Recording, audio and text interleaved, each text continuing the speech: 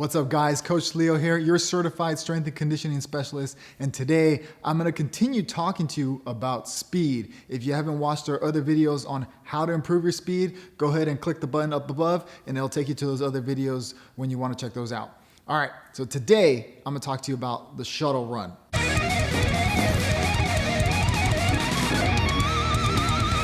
The shuttle run is used by a bunch of different sports to test your acceleration, test how quickly you can get in and out of breaks, and it's perfect test to test all athletes. So the way you want to set this drill up is using 3 cones in a 10-yard space. You're going to put one in the middle and then one at each end 10 yards apart. So make sure when you put down the cones, you measure and you put the right distance. You don't want to shortchange yourself and put them too far and you end up giving yourself too much time, or you put them too close and then you really don't know how fast you've gone, and then that's going to cut you down when you go and test in front of your coaches or other people that really want to see how fast you are. So the shuttle run is being used currently right now by the NFL and the NFL Combine. It's used to see how quickly these athletes can cut in and out of breaks, going down 5 yards, change direction, down 10 yards, and then back through 5 yards. So that is exactly how the shuttle run is broken down.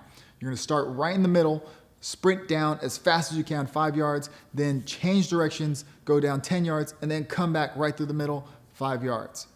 Now, like I mentioned, we use this to see how fast you can accelerate out of a stop. And it is a great measure of explosive ability and quick twitch muscles. It can be used for all types of multi-directional sports: rugby, soccer, football, basketball, you name it. Anything that requires you to pivot and change directions, this is a test you should be using to know where you're at and then monitor how much you can improve from here. Now, here are a few tips to get better at running this shuttle run. When you start, you want to make sure that you don't move at all, because as soon as you move or shift to any direction, your time will start.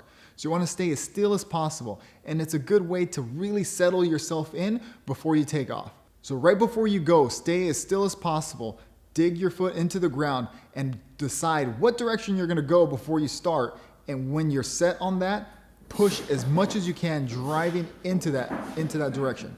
So for example, you're going to see that when I do this, I'm going to drive as far as I can to the right. And when I get to the next point, I'm going to drop my hips well before I get to that point, well before I get to the cone.